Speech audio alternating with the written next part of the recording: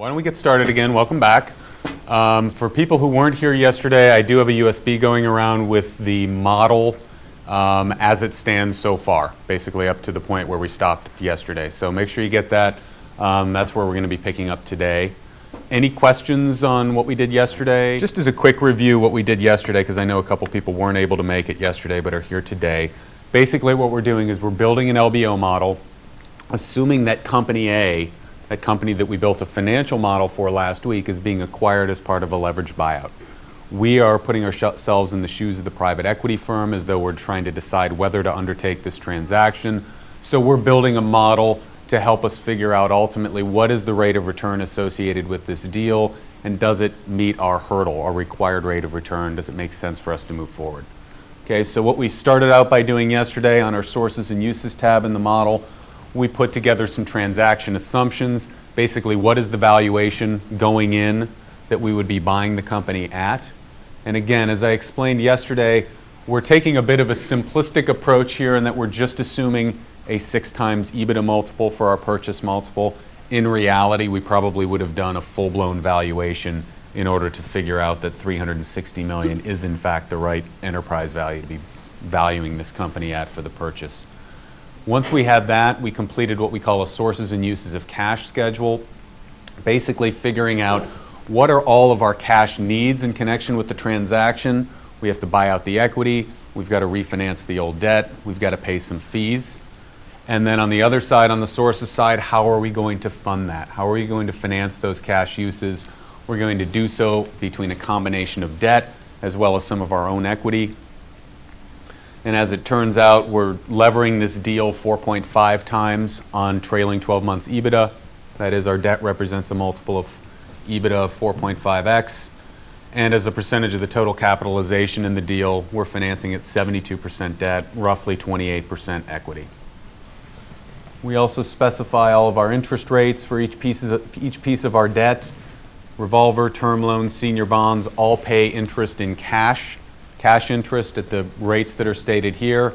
And then our mezzanine piece, our unsecured notes with warrants, we're paying our interest in kind. That is, we're going to accrue it to the ending balance each year and eventually pay that when we sell the company. We're also going to need to give that unsecured note holder, the mezz lender, a 5% warrant to fully compensate them for the risk that they're taking. Once we did that, once we figured out our sources and uses, and again, sources and uses have to match, kind of like a balance sheet in that regard. If we need $374 million of cash, we'd better be able to raise it, otherwise we can't do a deal. Once we did that, we were able to create what we call a pro forma balance sheet, basically giving effect for the transaction immediately after it closes. I mentioned that we're going to be doing a lot of things in connection with the transaction. We're going to be buying out the old equity. We're going to be refinancing the old debt. We're going to be borrowing new debt. All right, so all of these transaction adjustments reflect those items. We're also going to create some goodwill in connection with the deal because the market value of equity is going to exceed the book value. We're also going to create some amortizable intangibles. We're going to be able to keep some of those financing fees, put them on the balance sheet, amortize those over time.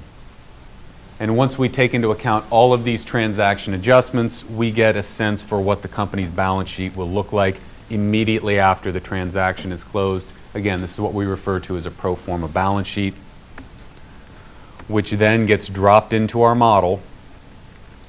And as I explained yesterday, we're taking the same model that we built last week for Company A, we're modifying it for a leveraged buyout. So those numbers in the projected financial statements that you see out here should look pretty familiar. It's what we built last week. What we're doing here, we're dropping the pro forma balance sheet in to this new column.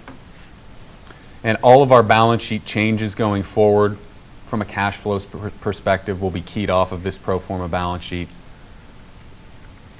All right, our debt schedule is going to be built using these new debt figures. All right, we'll take that into account later today. This is basically where we left off. What we're going to do now is we're going to pick up. We need to start at the very top of our financial statement, our financial model, and work down basically line by line and see and ask ourselves in each case, how does this transaction affect this individual line item? All right, do our sales change? Do our cost of goods sold change? Does our COGS change? Those are depreciation, our amortization, etc. We're going to go down all the way through income statement, balance sheet, cash flow, debt schedule. In the debt schedule, we're going to add some line items for that new unsecured, that mezzanine piece. Or actually the senior bonds are a new addition, so we'll make room for that in our debt schedule. At the end of the day, though, we will have a balanced model, a completely working integrated cash flow model. Our balance sheet will balance as it did last week. Once we have that, we can figure out what do we expect to sell the company for after 5 years. We're going to key off of latest 12 months EBITDA in that last period.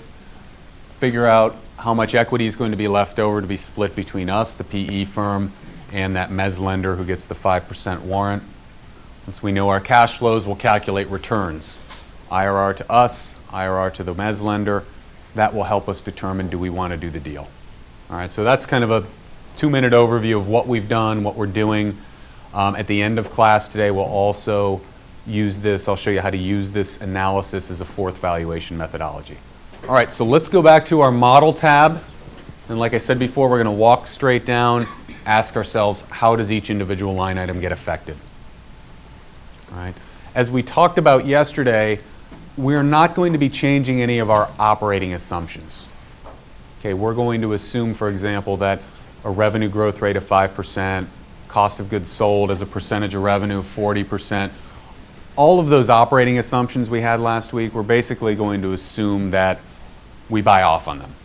Right, we're really going to keep this a little more simple and focus only on items that get changed as a result of the transaction itself. So sales don't change, cost of goods sold, gross profit won't change, our depreciation won't change as a result of the deal. The first thing that we're going to have to make a change to is amortization. And I mentioned last week we did not have any amortization at the time, but we did set up the model to accommodate that because I anticipated that later on we might need that. This is where we need that. Because we have those amortization, those financing fees that have been capitalized, those will get amortized over a 5-year period, our intended hold period on the deal. This is where we're going to need to reflect that amortization expense. The way we're going to do this is actually on the assumptions page, because that's how we originally set up the model. Our model is linked back to our assumptions page. We're going to change our assumption here. It will flow through the model. Right. So if we go back to our assumptions tab, and if we go to line 14, to row 14 on our assumptions tab, between amortization and SG&A, first thing I want to do is insert a row. So Alt-IR will insert a row, okay, using the shortcuts we talked about yesterday. And I want to type in this new cell, amortization period in years. And in B14, let's type in 5. Actually, you know what? Let's put it in H14. That's already formatted blue. Type in the number 5. And right now, the formatting on this should be, you'll see that it's in dollar signs. We need to change that formatting. That's not a dollar amount, that's the number of years over which we're going to amortize those fees.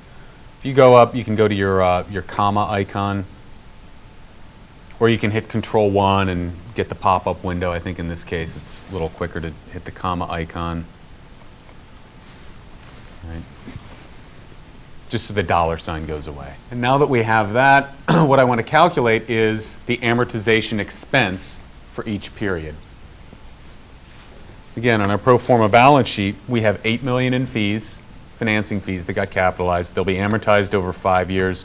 So for each period, what I want to do is take those fees, so equals F16 on the pro forma balance sheet.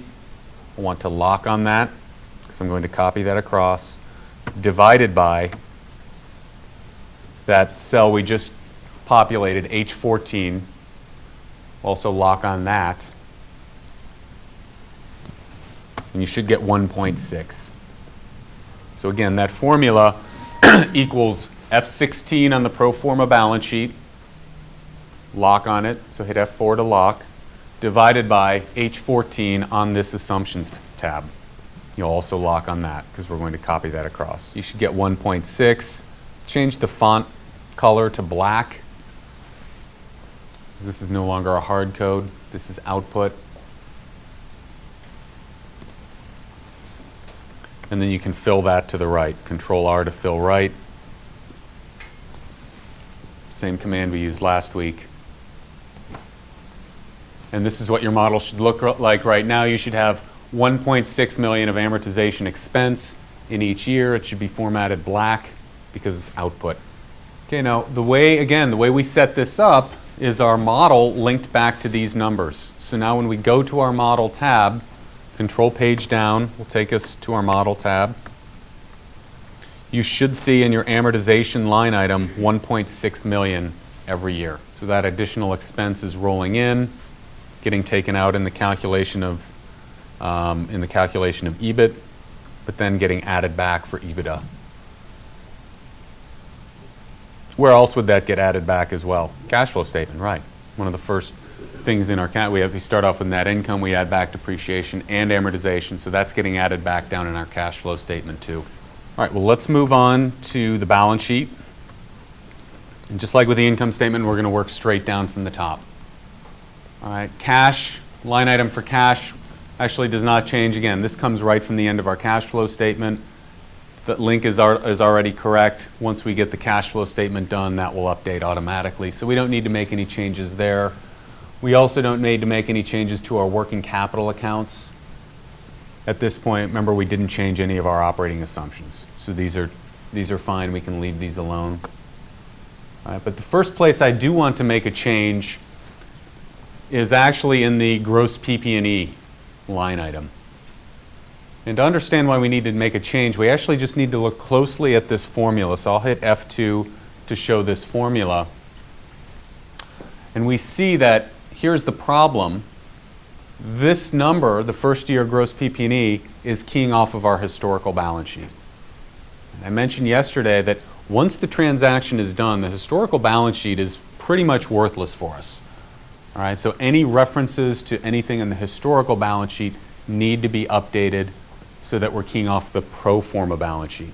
What this means in Excel terms is anytime here in year one where we see a reference to anything in column G, we need to change that to an H. And in this case, for the gross PP&E number, it's not going to make a difference to the number right now, but if later on we went back and changed our CapEx assumption, or if we made a change to our pro forma balance sheet and the purchase price accounting and those numbers moved a little bit, it would force our model to be off. So we do need to update this. Basically, the update is very easy. We can change G to H. And only in that first year. If you look at year 2, it's keying off the prior year. Year 3 is keying off the prior year. It's only in year 1. Again, we need to change that reference from G53 to H53 for gross PP&E. And we also need to do the same thing for cumulative depreciation. We want to key off the pro forma balance sheet, not the historical. Okay, so once we get those done, we get down to our intangible accounts, our amortizable intangibles, and our goodwill. And if you just look at these numbers and compare those numbers to the pro forma balance sheet numbers, you'll see that something needs to change. All right, we've got $8 million of amortizable intangibles on the pro forma balance sheet. Right now, we've got 0 for each line item in the projection years. All right, in our pro forma balance sheet, we also have $70.2 million of goodwill, but we only have 5 in the projection years. We need to make some changes here and update those figures. For the amortizable intangibles, basically what we need to do here is we need to take into account the amount that's on our pro forma balance sheet, and then we need to amortize those as we've already done in our income statement every year. All right, so each year, this is going to go down by that 1.6 million that we just calculated. All right, it's kind of like if we set up depreciation, or how we look at accumulated depreciation. We take last year's balance minus, or we take into account this year's depreciation expense. Here we're going to take last year's amortizable intangibles, so H57, minus this period's amortization expense, or minus I-17. Okay, so that formula again, H57 minus I-17, last year's balance minus this year's amortization expense. And as we would expect, we get 6.4 in year 1. It just goes down by 1.6. We can fill that to the right. F9 to recalc. And now you should see those amortizable intangibles being fully amortized down to 0 by the end of year 5. Consistent with our assumption. Remember on the assumptions table we said we'd amortize them over 5 years, so at the end of 5 years they'll be 0. And then for goodwill, it's an even simpler update, and we can see exactly what the problem is when we open up that cell formula. We see it's keying off the pro forma or the historical balance sheet, just like we did up above when we did our gross PP&E and our cumulative depreciation. This needs to now key off the pro forma balance sheet. And we only need to make that change in year 1. So if you change the G to an H in year 1, hit F9 to recalc, all of the subsequent years will automatically update. Remember, we can't amortize goodwill anymore, so that balance is just going to stay flat. Like I said yesterday, today we're going to be doing really just a lot of Excel work. There's really not much finance that we're doing from this point out. It's basically just Excel, updating a lot of links, references, as you saw yesterday, inserting rows, inserting columns, reconfiguring our worksheet to accommodate the things we need with respect to the LBO model. And so LBO modeling really isn't that difficult. You pretty much understand all the finance you need to understand right now. It can be a little tedious though with all the Excel. Okay, let's keep moving on. The liabilities and equity side of the balance sheet. Again, our working capital liabilities, AP, accrued liabilities, other current liabilities, no changes. Remember, those operating accounts are going to stay the same. All right, first place we do need to make a change is the existing debt. Remember what happened to the existing debt when we closed the transaction? This debt was refinanced. It was paid down to 0. It's never coming back. So we need to have 0 balances out here for these projection periods.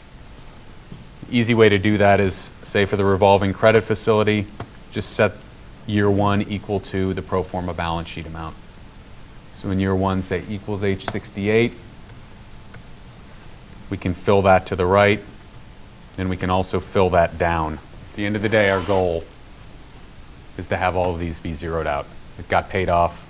It's never coming back. Moving right along. On the new debt, what we're going to do here is, rather than create a whole new debt schedule and insert 40 or 50 different rows and start that from scratch, we're actually going to, when we get down to the debt schedule, we're going to use everything we've set up here to calculate the interest expense and the amortization on our new debt as well. All right, so we're going to use a lot of what we've already set up in this model. So what I want to do is actually in the balance sheet, I'm going to link down to these ending balances in each of the situations where I can do that. And then we'll update those numbers later today when we get down to that. So for the revolver, for example, what I want to say is equals I-125. It's that ending revolver balance. And right now, I know the number is wrong. We're not going to have 172.1 million. Right? But the link we want to establish now so that when we update the debt schedule, the values will automatically update properly up above. So for year 1, revolver equals I-125. For our term loan, it should be equals I-132. Now for our senior bonds, remember in the old model we didn't have any senior bonds. We had a revolver, we had a term loan, we had an unsecured piece. We didn't have senior bonds, so we don't have a place in our debt schedule to amortize or calculate interest on the senior bonds. What we need to do here is I need to leave a placeholder. Okay, I need to leave a reminder for myself that when I make room for the senior bonds in the debt schedule, when I complete the analysis of the senior bonds in the debt schedule, then I'll have something to link to. But right now I have nothing to link to. What I'm going to do is I'm just going to color this cell yellow. And all I did was go to the paint can, colored it yellow. You can color it blue, black, green, whatever. Just make it stand out for yourself so that when you're reviewing your model later, you know, hey, I'm still not done. I need to update this. Right. Normally I don't like to leave placeholders, but sometimes I just have to. Like I said, I don't have anything to link to just yet. So create whatever placeholder you need. I highlighted it as yellow. And then for the unsecured debt, we can link down to cell I-139, the ending balance on our unsecured debt, just as we did with the revolver and the term loan. And once we have those cells all updated, we can fill those to the right. F9 to recalc. And again, the values that you see in these cells right now are not going to be correct, but the links are correct. And that's the important thing. In the real world, I probably would create a whole new debt schedule for each of those 4 new pieces of debt. But it's pretty time consuming, it's pretty tedious. We really don't have time to do that here, so that's why we're using the existing area that we blocked off down below. Our other liabilities, we don't need to make a change to that. That's just referring back to our assumptions tab, and again, we're not changing any of the assumptions on the operating assumptions.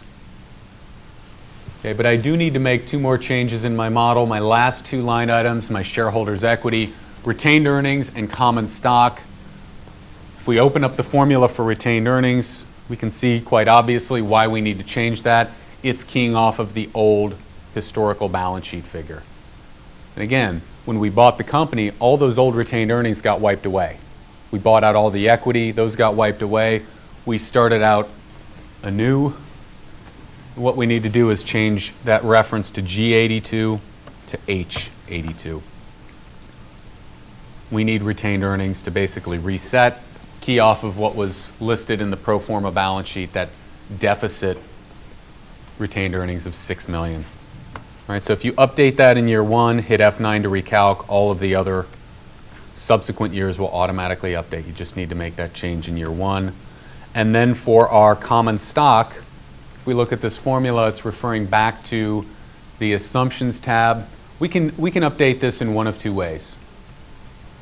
We can go back to the assumptions tab and change our common stock assumption to equal the equity that we're putting in the deal, or we can just set year 1 equal to the pro forma balance sheet amount and fill that to the right. And I think that's what I'm going to do. It's just a little easier. All right, so again, in year 1, set common stock equal to cell H83, and then fill that across to the right. Basically what we're saying is that common stock is going to remain unchanged. We don't anticipate any owner withdrawals. We don't anticipate any additional equity infusions during our holding period. Common stock will stay level. Does that make sense? And again, make sure you hit F9 to recalc. We're in manual mode. Otherwise, your numbers will not match mine. And at this point, not surprisingly, our balance sheet is way off. Okay, you should see very large numbers in your check line. In this case, large negative numbers, and that's okay. And again, we're not finished with our model, so I wouldn't expect the balance sheet to balance just yet. It's probably a good time to save. Just a quick Control S. Save our work. Now we'll move on to the cash flow statement. Okay, so if we look at the cash flow, first line item, net income, just keying off of our income statement above, we don't need to make any changes to this. All right, net income will change based on updating the interest expense and having that flow through the income statement, but we don't need to make any changes here. Depreciation and amortization, also no change.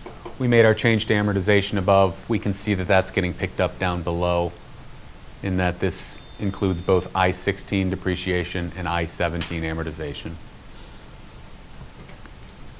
But I do want to insert a row right below that. So if you go to line 93, use our Alt-IR to insert a row. What I want to do is insert a line item for PIK interest. Remember, one piece of our debt, that mezzanine piece, our interest is going to get paid in kind. It's not getting paid in cash. You can think of that as almost like a depreciation or an amortization figure. It's an expense that runs through the income statement, but it's a non-cash expense. And as we know from accounting rules, we need to add back non-cash items in our cash flow. So once we calculate our PIK interest later today in our debt schedule, we're going to want that to be added back here. Okay, so we've made room for that. I also, because at this point we don't have anything to link to, I'm going to leave another placeholder. Just a reminder, visual cue telling me that once I get my debt schedule done, I still need to come back and establish that link. Does everyone understand why we're doing that for PIK interest? Okay. Well, let's look at our working capital items now. And if we look at the very first working capital item, accounts receivable, if we hit F2 to look at that formula, we see that indeed this is still queuing off of our historical balance sheet. We see a reference to column G. Remember what I said earlier, anytime we see a reference to our historical balance sheet or column G, we need to change that to H. And there's two ways I could do that. Number one, I could go through and each line item I could change to H, do that one by one. What I'm going to show you how to do though is to do this real quickly using a find and replace within Excel. All right, so the first thing I want you to do, select all of these working capital items in year one only. Again, to select multiple cells, hold down Shift, use your down arrow key, select that range. Then what I want you to do is hold down Control and hit H. Control H is a shortcut for find and replace. And I believe it also works I believe that shortcut will also work in Word, PowerPoint, etc. So kind of a nice shortcut to use. You should get a pop-up box like the one I've got here saying in line 1, find what, and then in line 2, replace with whatever we specify. And in that find what line, I want to type G, replace with, I want to type H. Make sure, this is really important, make sure you've only selected that range of cells that we mentioned a moment ago.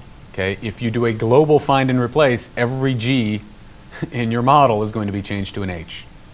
Anytime it happens in the text or in the cell references, so be very careful. Make sure you've selected only that range. Find G, replace with H. Then you can tab over until replace all is highlighted, hit enter. You'll get a pop-up here saying Excel has completed its search and made 7 replacements. Which makes sense. We selected 7 cells. Each had 1 G.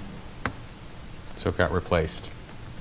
And now if we look at any of those cells in year 1, you'll see that we've got no references left to column G. All right, just kind of a quick and easy way to do a find and replace. And we only need to do that in year 1. All right, all of the other years are already correct. The reason it's just in year 1 is we inserted a column for the pro forma balance sheet between column G and column I, and that's why. All right, so that gets us through our cash from operations. Cash from investing section, we actually don't need to make any changes. Again, all of our operating assumptions stay the same. If we did want to make changes, we'd make them on the Assumptions tab, not here.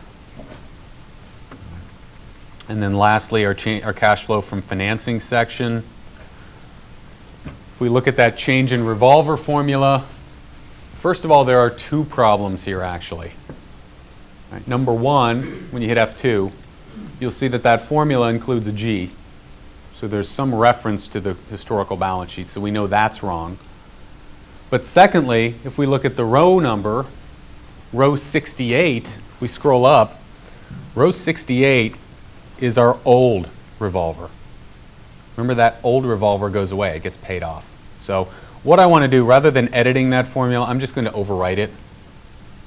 And what I want that formula to say is equals, what is that, I-120, or I-73, examining changes in the new debt, not the old debt. And I want to be keying off our pro forma balance sheet, not the historical one. All right, so for that change in revolver, let's just overwrite that formula. Type in equals I-73 minus H-73.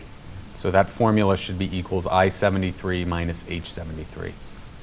What I want to do is I want to fill that across to the right, because that's going to apply in every year. All right, so fill that to the right, and then I want to fill it down 1, and only 1, because up in the balance sheet, the term loan is right below the revolver, so we can fill that down 1 and get that proper formula. Before we copy that to the unsecured debt line, we've actually got to insert a line for the change in senior bonds. So just fill that across to the right, and then fill it down just one row to the term loan, and hit F9 to recalc, and you should have numbers like what I've got here. All right, let's move on. As I mentioned a second ago, we do not, as of this moment, we don't have a space in our financing section for the change in the senior bonds, so we need to insert a row. So if you highlight any cell on row 112, that change in unsecured debt line, we'll hit Alt-IR, and I want to type in change in senior bonds. And then what we can do is we can actually take the formulas in the row for the change in the term loan. If you select all 5 of these cells, basically the range from, I guess, what is it, I-111 to M-111, Control C to copy. And then if you select as your destination range both the change in senior bonds and the change in unsecured debt,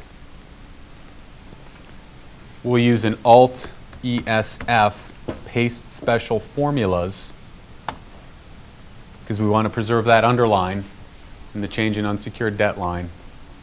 So Alt-ESF as in Frank to paste, F9 to recalc, and your numbers should update and they should look like what we have here. Again, all I did was copy the change in term loan formula, used the paste special formulas to paste it in the change in senior bonds and change in unsecured debt lines. Okay, well that's really all we need to make as far as changes go in the cash flow statement. Our total cash flow line is just going to be change in cash from operations, cash from investing, cash from financing. We've already updated those. Okay, but we do need to update our beginning cash position. If we look at that cell reference, it's referring to cell G120. All right, we know now anything in G is the historical balance sheet. We need to change that to be linking to the pro forma balance sheet. So now I could do this one of 2 ways. I could just change this G to an H, and it would be referring to this cell here. But this cell is blacked out.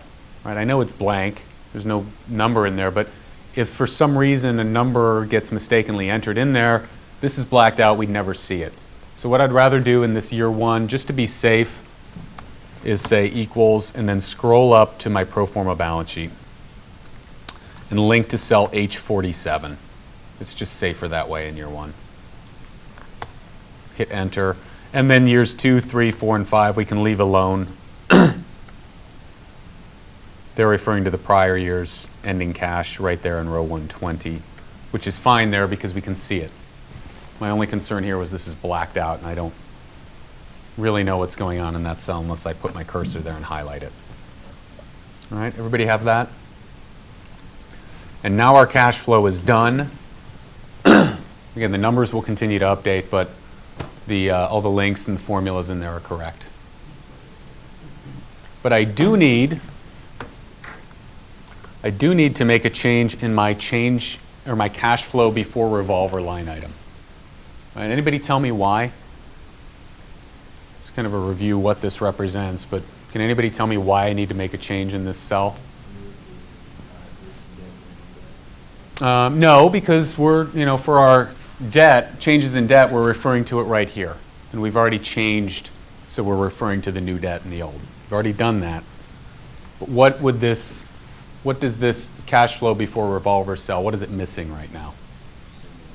Change in senior bonds. If we F2 on that, open up that cell formula, we see that we've got our change in our term loan and change in unsecured debt. It's not referring to the change in senior bonds because they weren't there before. And so what I want to do is hit F2 on this cell, just like I did, And then at the end of that cell, type plus I-112. And you should see that change in senior bond cell get highlighted. Remember, this cell, this change in cash before revolver, needs to measure all of our changes in our cash flow before we look to the revolver. That also needs to include the senior bonds. So we'll change that in year 1, and then we need to fill that across to the right because all 5 years did not include that reference. Probably a good time to save as well. So just Control S real quick. And then we'll start working on our debt schedule. Okay, well, let's keep moving on. Let's start on our debt schedule. Let's work on a revolver. And the first thing we need to change is that first cell, beginning revolver balance. If we look at it, okay, obviously it's referring to the old balance sheet, so that's wrong. It's also referring to the wrong row number. Let's just overwrite this cell. I want to say equals. Beginning revolver balance is the same thing as saying last year's ending balance, last period's ending balance. So I want to link to my ending balance on my pro forma debts or pro forma balance sheet, which is cell H73. Just for year 1. Okay, year 2, 3, 4, and 5, those are each referring to the prior year's ending balance right there in the debt schedule, so we're okay there. Just change year 1 to refer to the pro forma balance sheet, cell H73. And hit F9 to recalc, otherwise your numbers won't match mine. Okay, our pay down drawdown line, no change here. We've got our minus min formula. Nothing's going to change with respect to that. Right, that's automatically figuring out what we can pay down or what we need to draw down or borrow. Our ending balance is correct. It's just the sum of our beginning balance and any pay downs or drawdowns. But as you recall, our interest rates have now changed. Remember last time when we first did this model, we had our interest rates. They floated off of LIBOR. Now the interest rates have changed. Our revolver interest rate, as we specified on our source and use tab, is now 7%, and it's a fixed interest rate. So what I want to do here is link back to my source and use tab. I want to link to that 7% and lock on that, and then I'll copy that across. So in year 1, I want to say equals. I'm scrolling up to my source and use tab, and I want to link to cell I-17 on the source and use tab, 7%, and then hit F4 to lock.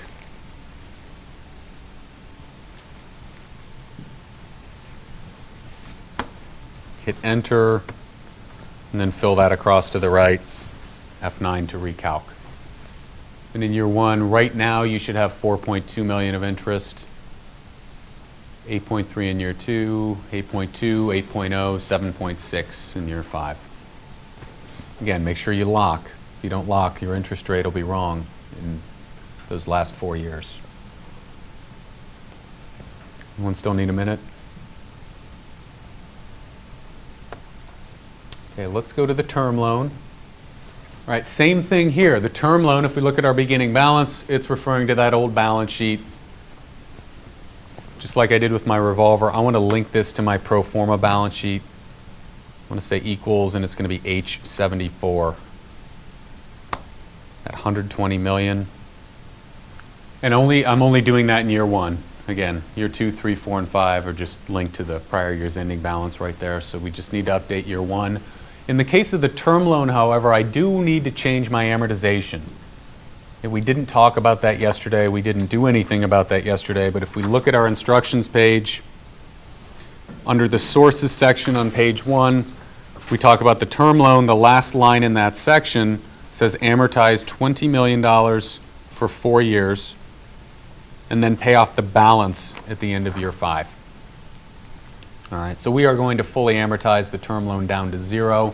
If we look at our amortization schedule right now, the first 4 years are correct, right? But in year 5, when I hit F9 to recalc, okay, we still have another 20 million that we need to pay down. And so what I want to do, because this is how we've set it up, is I want to go back to my assumptions tab. I want to go down to row 45 on the assumptions tab. And in my term loan amortization, what I want to say is I want to change year 5 instead of 20. I want to change that to 40. So I know that's my ending balance or my beginning balance in year 5. I want to fully amortize that. We'll just change that last year to 40. When we hit F9 to recalc, now our term loan does indeed get paid down to 0 by the end of year 5. Then our ending balances do not change, at least the formulas don't change. Those are correct. But just like with the revolver, we need to change the interest rate. So I'm going to do the same thing here. I want to say equals, go up to my source and use, cell I-18, I-18, hit F4 to lock. We want to capture that 7.5%, and then we'll copy that across for each of the 4 years. Fill that across to the right. Hit F9 to recalc. Make sure that you do have 7.5% every year. Make sure you locked on that cell properly. And our interest expense calculation, no changes required there. Just like before, just like last week, it'll calculate based on an average balance methodology. As we pay down more and more of our term loan, our interest gets lower and lower every year. 8.3 in year 1, going down to 1.5 million by year 5. Any questions? Anybody still need a minute?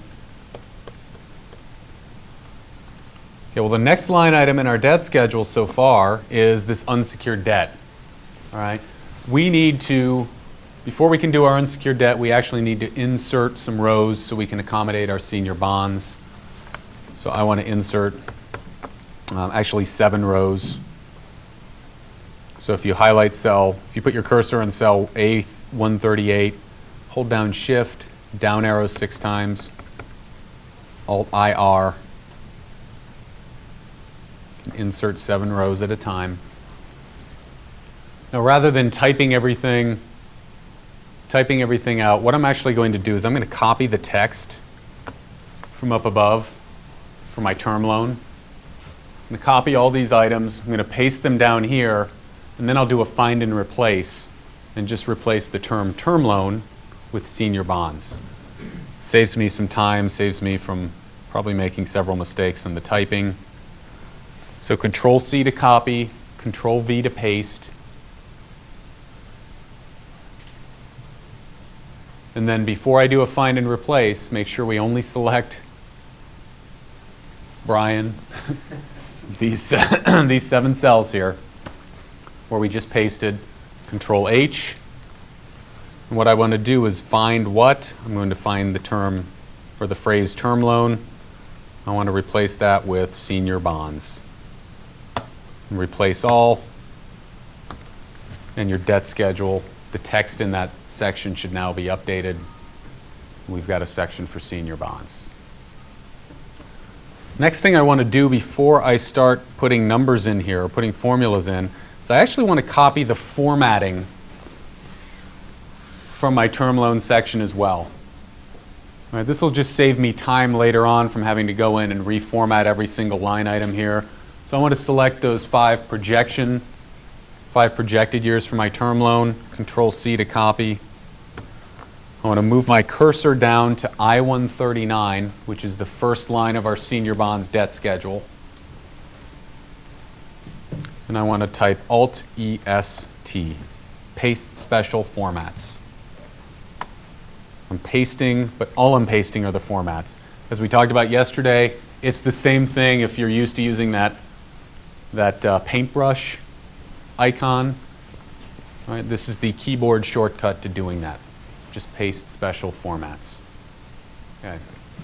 Well, let's start creating our debt schedule for the senior bonds. Senior bonds beginning balance, I want to say equals. I'm going to scroll up to cell H75. Just like I did with my revolver and term loan, I want to take this from my pro forma balance sheet. So I want to pick up cell H75, that 90 million. Okay, for my pay down drawdown, if we look at our instructions page, we have no amortization on these bonds. But like I said last week, I don't want any hard codes in this. On my model tab, this needs to be output. The way I'm going to incorporate this is I'm going to go back to my assumptions tab. And what I'm going to do is between my term loan amortization In row 45 and my unsecured debt amortization in row 46, I'm going to insert a line item for my senior bonds amortization. So highlight or put your cursor in row 46, Alt-IR to insert a row, and type senior bonds amortization. You can see why I don't normally type. And for each year, I just want to enter 0. As I alluded to last week, we try and set up our model to be as flexible as possible. As you get into a real live deal, deal terms change, debt terms change. Nothing is set in stone until a deal is closed. So if there's a change in our amortization, the way I'm setting up our model is that I can quickly and easily enter it here, and then that will automatically flow through to my model tab. So once we have that, let's go back to our model tab. And what we want to do is say in cell I-140, my pay down or drawdown in year 1, I want to say minus, control page up, H46 on the assumptions tab. That amortization that we just specified on our assumptions tab. And we can fill that across to the right for each year. Senior bonds ending balance year 1. We'll just take the sum of the two items above. And the way we set it up, we can actually do that alt equals as our shortcut for a sum function. So alt equals will just give us the sum of those two numbers in I-139 and I-140. We can fill that across to the right as well. And then for our beginning balance in years 2, 3, 4, and 5, we're going to set this up the same way we did for our revolver and term loan. Beginning balance in any particular year simply equal to last year's ending balance. So for year 2, we'll say equals I-141. And then we'll fill that across to the right 3 cells. All right, well, let's specify our interest rate. Again, linking back to the source and use. In this case, cell I-19. Make sure we lock on that, so F4 to lock. We'll fill that across to the right. We should have 9.5% in every year. And then for our interest expense calculation, we can actually just copy our formulas down from our term loan section. Control C to copy, Control V to paste. Because these are all set up in the same order. These formulas just can be copied down. And when you copy those, hit F9 to recalc, you should get $8.6 million of interest every year for the senior bonds. 90 million times 9.5%. All right, let's do our unsecured debt. First of all, our beginning balance, same exercise as we've done before. We're going to link to our pro forma balance sheet. I want to link to H76, that's 60 million. If you hit F9 to recalc, you should see 60 million straight across. Beginning balance, no amortization, 60 million ending balance. When we get to the interest rate section here, remember this unsecured debt, interest is going to be paid in kind on this. But what I want to do is I want to set this up 2 ways. I want to set it up so that we can either have the unsecured debt pay interest in cash or in kind. Here's what I want to do. I want to go to row A151 and I want to insert 2 rows.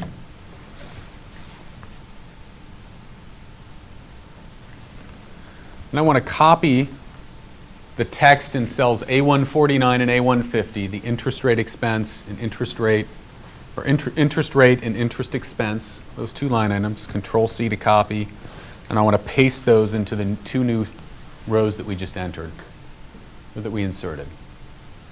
And now what I want to do is I want to go back into cell A149, hit F2, I want to move my cursor, you should see your cursor flashing here, move it back to the beginning of that cell, and right before interest rate, I want you to type cash. And I want you to do that in the next cell as well, so that the first one reads cash interest rate, the second reads cash interest expense. Now in A151, I want to do the same thing, but instead of saying cash interest rate, I want to say PIK interest rate. Capital P-I-K stands for pay in kind. And I want to do that in cell A152 as well. And now we've got the option We can set up our unsecured debt to have cash interest. We can set up our unsecured debt to have PIK interest. Let's move on. Cash interest rate, year one. Don't just zero this out. Let's link back to our source and use. I'll say equals. And we want to pick up cell I-20 on our source and use. That cash pay interest rate for the unsecured notes is 0% right now. So I-20, lock on that, fill that to the right, F9 to recalc, and your cash interest expense should go to 0 in every year. Now, the next thing I want to do before I fill in my PIK interest expense and my PIK interest rate, I want to copy and paste the formats from my cash interest rate and cash interest expense line. When I inserted the rows below here, that $ format applies to both of these new rows, but the first one needs to be a percentage. Actually, you can just copy the first. If you just copy the cash interest rate line from your from row I-140 from row 149, Control C to copy, Alt EST as in Thomas, paste formats, paste special formats. Now this new PIK interest rate row will be formatted with a percentage. A moment ago it was formatted with $signs. Let's specify our PIK interest rate. Let's go back to our source and use. And I want to select cell J20, our 10% PIK interest rate. I want to hit F4 to lock on that. Fill that across to the right. Hit F9 to recalc. You should have 10% in every year. And now we can calculate our PIK interest expense. PIK interest expense is going to be calculated a little differently than how we calculate cash interest. Cash interest, remember, is calculated based on using an average balance, average of the ending and beginning. PIK interest, we're going to calculate off of the beginning balance. So what I want to say here is equals beginning balance, or I-146, times I-151, should get 6 million, and I want to fill that across to the right. Right now, you should have PIK interest expense of 6 million in every year, so far. All right, but conceptually, this doesn't really make sense yet. Remember what we said about PIK interest is it gets accrued and added on to each year's ending balance. All right, we need to make one more change here to reflect that. For the unsecured debt ending balance, I want to hit F2, so I want to edit this cell. And right now it's saying beginning balance plus any pay down or drawdown. On the end of that formula, I want to add in the PIK interest. I want to say plus, and then if you hit F2 again, then you can use your arrow key and move around. But at the end of that cell, I want to say plus I-152, PIK interest. Remember, PIK debt is like a negative amortizing loan. The balance gets bigger and bigger every year to include that interest expense. And once we have that in year one, we'll fill that across to the right. And you should see, if you've done this correctly, you should see your your unsecured debt ending balance growing from 66 million in year one to 96.6 million by the end of year 5. Just adding that interest every year, paying interest on interest. Well, as we talked about before, we've set this up to be either, we can set it up so it's either interest is paid in cash or PIK. All right, so what I'm going to do is I'm just going to give you an example. You don't need to do this on your own, but just follow what I'm doing on the screen. Let's say we're going through, the deal terms are ever changing, and for whatever reason the lender comes back and says, you know what, PIK is out, we're not doing PIK anymore, interest is going to need to be paid in cash. Well, the way we've set this up is we can make a very quick switch here on our source and use tab. We can change our cash interest rate to 10%. Let's zero out our PIK interest rate. Go back to our model, F9 to recalc. And now we see that we're bearing interest in cash, not PIK. Because that interest is getting paid in cash, the balance stays the same. It's no longer increasing as it was in the PIK scenario. All right, so that's a really easy way that we've built some flexibility into our model to account for either either cash or PIK as the situation dictates. So change those back to my model, F9 to recalc. My PIK interest rolls back in, and we see it just the way it was set up a minute ago. Right. Everybody understand how we did that? Makes sense? You now know how to model PIK interest. It's pretty easy once you learn how to do it. There's one more thing, actually a couple more steps we're going to have to take into account in our cash flow in a moment. I talked about one, we'll talk about the other in a moment as well. All right. But at this point, all 4 pieces of debt have been completed. Last couple things we need to do on our debt schedule, we need to calculate our total interest expense.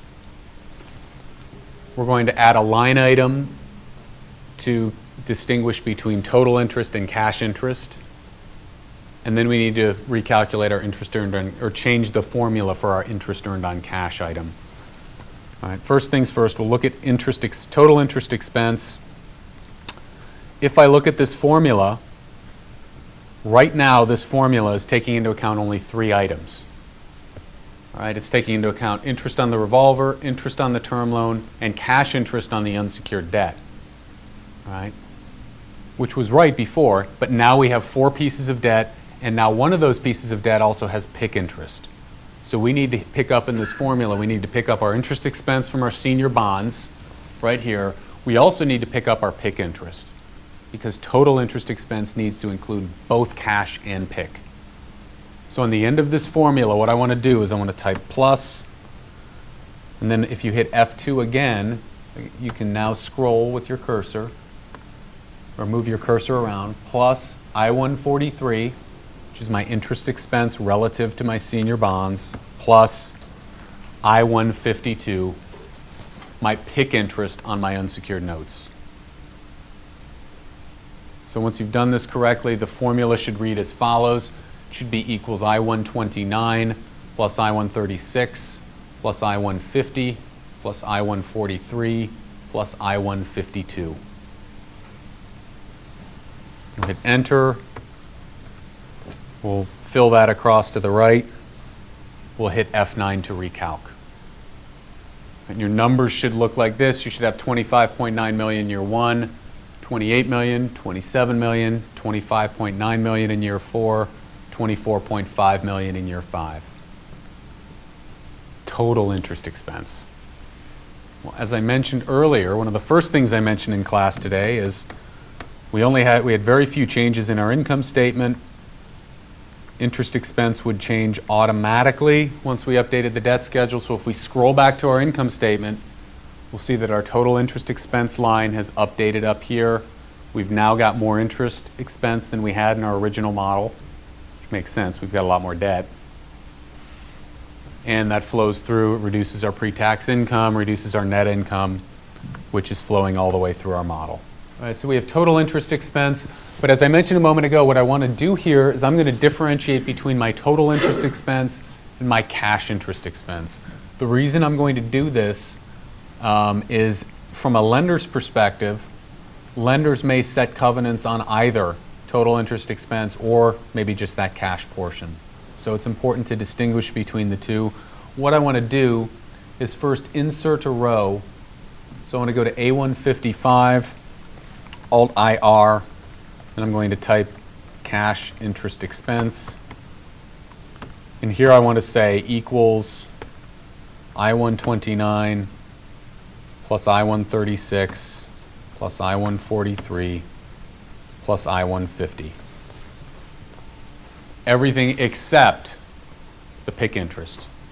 Because remember, PIK interest is a non-cash charge, so a lender might be interested in setting their covenants only on cash charges, including cash interest expense, maybe CapEx, maybe working capital, growth, taxes, those types of things.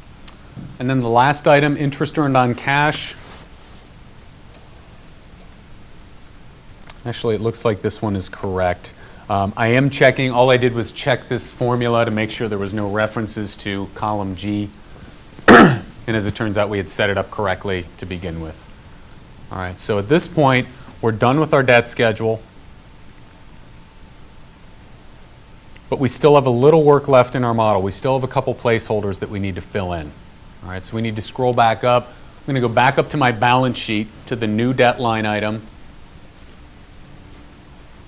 Remember what I said earlier, senior bonds, previously we had nothing to link to in the debt schedule, now we do. So I need to create a link here to link to my ending balance on my senior bonds in each year.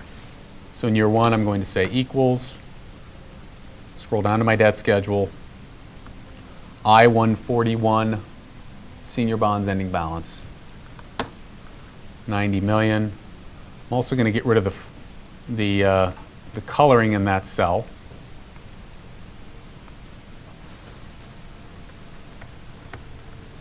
Then I'm going to fill that across to the right, hit F9 to recalc. Just did the same thing there that I'd done for the other three pieces of debt.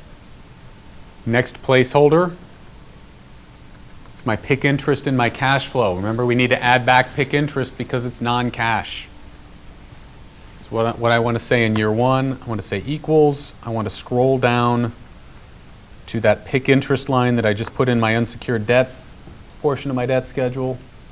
Cell I-152, so equals I-152, it's going to be that $6 million in year one. Also want to get rid of the coloring there because I've now completed that. Fill that across to the right. And now that's flowing through my cash flow statement as an add back. Now there's still actually one more item that I need to do here because I'm not completely done. And if we look down into my change in unsecured debt line item, we'll see what that is. Right now, our change in unsecured debt shows a $6 million change. Our unsecured debt is growing by $6 million. The way our cash flow is set up is it's taking this into account as though this is a borrowing. All right? But why is that unsecured debt why is that balance growing? It's our PIK interest. It's our accrued interest. It's not cash coming into the company. It's not a source of cash. All right? So just as we added it back up above, we need to back it out down below because it's not really a source of cash here. So what I want to do here is modify this formula. So I'm going to hit F2. I'm just doing this for the unsecured debt because none of the other pieces of debt have PIK interest. And at the end of that formula, I want to say minus I-152, my PIK interest.